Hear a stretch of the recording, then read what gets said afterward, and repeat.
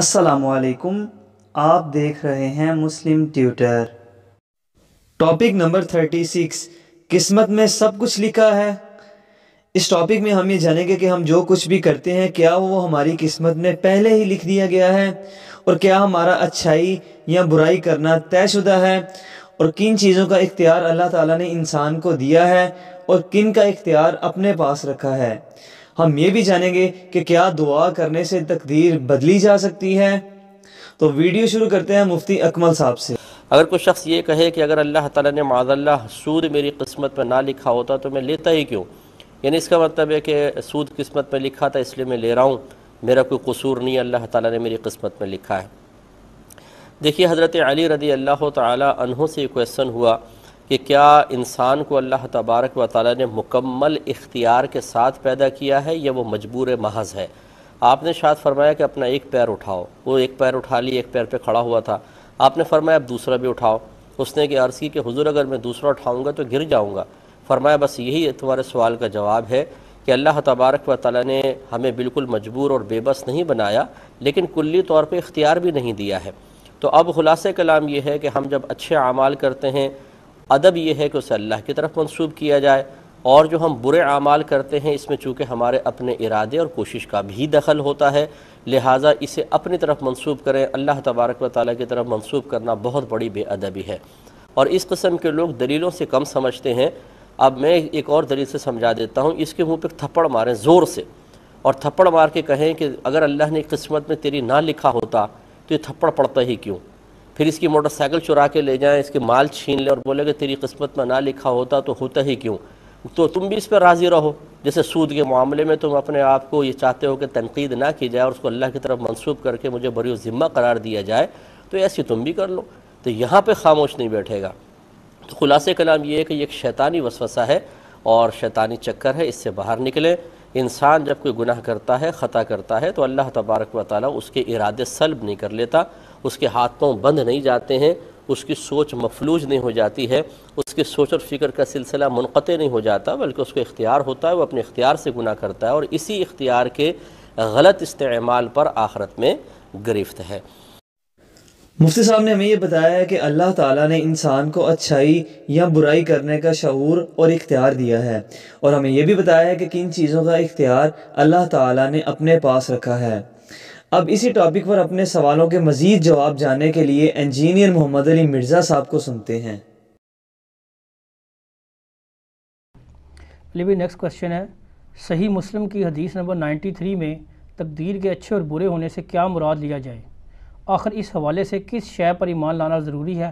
وضاحت فرما دیں۔ دیکھیں اس پہ وہی ایمان لانا ضروری ہے جو عوام الناس میں ہے کہ ہم تقدیر کے اچھے اور برے ہونے پر ایمان رکھتے ہیں، لیکن ظاہر ہے جب عوام سے آپ ڈیٹیل پوچھیں گے تو ان بیچاروں کو پتہ ہی کچھ نہیں ہوتا، وہ یہی سمجھ رہے ہوتے ہیں اگر میں نماز نہیں پڑھتا تو یہ میری تقدیر میں لکھا ہوا ہے۔ نہ، ایسا نہیں ہے۔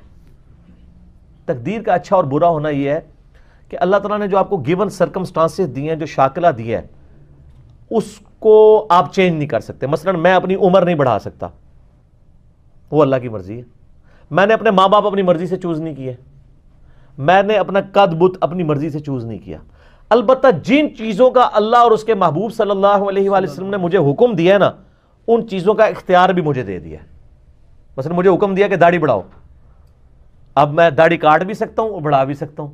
کاٹوں گا تو خود میں منہ کالا کروں گا اپنا، اور رکھوں گا تو سنت پہ عمل کروں گا، ٹھیک ہوگا؟ یہ مجھے اختیار دیا۔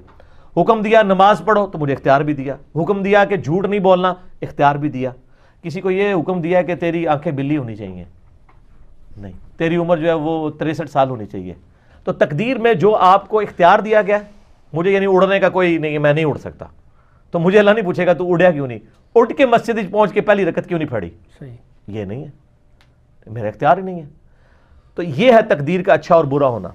دوسرا اس کا پہلو یہ ہے کہ جو میری قسمت میں تکالیف لکھی ہوئی ہیں، ڈیسٹنی میں، وہ آ کے رہیں گی۔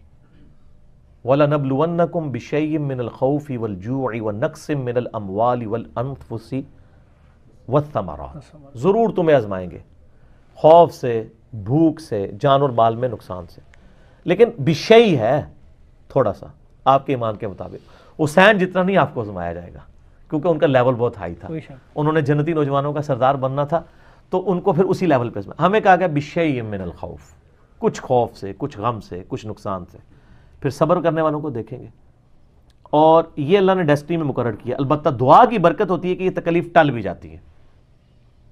وہ حدیث ہے نا مسند احمد میں اور ترمذی میں کہ دعا مسلمان کی رائے گاہ نہیں جاتی، یا تو جو کچھ مانگا وہ مل جاتا ہے، یا اس کے بدلے کوئی تکلیف کاٹ دی جاتی، ختم کر دی جاتی ہے، یا وہ پھر قیامت والے دن ثواب کے طور پہ سنبھال دی جاتی ہے۔ صحیح۔ بخاری مسلم میں حدیث ہے جس کی یہ خواہش ہو کہ اس کی عمر دراز ہو تو وہ اپنے رشتہ داروں کے ساتھ حسن سلوک کرے، اس کی عمر بھی دراز ہوگی اور اس کے رزق میں بھی فراخی آئے گی۔ لیکن یہ بھی تقدیر میں پہلے لکھا ہوگا کہ یہ شخص اتنا حسن سلوک کرے گا تو ہم اس کی 60 سال کو زندگی کو 80 کر دیں گے، یہ بھی تقدیر میں لکھا ہوگا۔ یہ کرے گا، یعنی یہ فنکشن اپلائی ہو جائے گا، جب وہ کرے گا یہ ہو جائے گا، نہیں کرے گا تو نہیں ہو جائے گا۔ اللہ کو تو پتہ ہے۔ مسئلہ تقدیر پہ میں نے 4 لیکچر دیے ہیں، مسئلہ 103 104 ABC، قرآن سے 200 آیات میں نے کور کی ہیں سر۔ بالکل صحیح۔ میری زندگی کا مشکل ترین اہم ترین لیکچرز میں سے ایک ہے وہ پورا مسئلہ تقدیر۔ میں نے اس میں قدریہ کا نظریہ کیا ہے، وہ ایکسٹریمسٹ ہیں، وہ کہتے ہیں تقدیر کوئی چیز نہیں ہے۔ جبریہ کہتے ہیں کہ ہر چیز تقدیر کے ہیں، ہم اپنی مرضی سے نماز بھی نہیں پڑھ سکتے۔ اہل سنت کا منہج یہ ہے کہ کچھ چیزیں تقدیر سے ہیں، کچھ جو ہے وہ اللہ تعالیٰ نے ہم پر امپوز کی ہوئی ہیں، لیکن امپوز کا مطلب ہے کہ ہم انہی گیون سرکمسٹانسز کے اندر ہم نے بیسٹ پرفارم کرنا ہے، اور تکلیف جو ہیں وہ تقدیر میں لکھی ہیں، وہ آنی ہے، ٹل بھی سکتی ہیں دعا سے، پھر بھی کچھ نہ کچھ تو آزمائش آنی ہے۔ وہ جناب سورۃ الحدید کی آیت نمبر 22 اور 23 ہے، میں نے کئی دفعہ کور کیا ہے کہ اللہ تعالیٰ فرماتا ہے کہ تمہاری جان میں کوئی تکلیف آئے یا اس زمین پر، وہ اس سے پہلے کہ وہ تکلیف آئے، یعنی کوئی سونامی آتا ہے، کوئی زلزلہ آتا ہے، کوئی طاعون کا مرض پھیلتا ہے، کوئی ایپیڈیمک ڈیزیز آتی ہے۔ ایپیڈیمک یا وائرل ڈیزیز کیا ہوتی ہے، اس کو بہتر سمجھنے کے لیے آپ ہمارا ٹاپک نمبر 22 ضرور دیکھیں۔ کوئی سیلاب آتا ہے اس سے پہلے، اور تمہاری جان میں کوئی مصیبت آتی ہے، یعنی کسی کی آنکھیں ضائع ہو گئیں، کوئی شخص کینسر کا مریض بن گیا، کسی کے گردے فیل ہو گئے، اللہ فرماتا ہے یہ ساری تکلیفیں ہم نے اس سے پہلے ہی لوح محفوظ میں لکھ لی ہیں کہ ہم ان کو دنیا میں بھیجیں، اور ساتھ فرمایا یہ اس لیے ہم نے کیا تاکہ جو تمہیں چیز ملے تم اس پہ شیخی نہ بگاڑو، اور جو چیز تم سے جاتی رہے تم اس پہ کف افسوس نہ کرو، اور بے شک اللہ تعالیٰ کسی شیخی خورے کو پسند نہیں فرماتا۔ تو آج پریکٹیکلی تقدیر کے منکر اس وقت دنیا میں کوئی نہیں ہے مسلمانوں کے ہاں۔ پہلے یہ گروہ رہا ہے، ابو داؤد میں حدیث ہے، نبی علیہ السلام نے فرمایا قدریہ میری امت کے مجوسی ہیں، یہ بیمار ہو جائیں ان کی عیادت نہ کرو، مر جائیں ان کا جنازہ نہ پڑھو۔ صحیح۔ اور جو پکڑ کے نا آپ کے مولویوں نے ایک دوسرے پہ لگائی بھی ہے، میں نے انجینئرنگ کی تھی نا، وہ کہتے ہیں بدعتی جو ہے نا وہ بیمار ہو جائے اس کی عیادت نہیں کرنی، مر جائے تو جنازہ نہیں پڑھنا۔ ہم کہتے ہیں وہ بدعتی کون سا ہے؟ آپ تو سارے ایک دوسرے کو بدعتی بنائے بیٹھے ہیں، وہ ہے جو قدریہ ہو، وہ بدعت مکفرہ ہے۔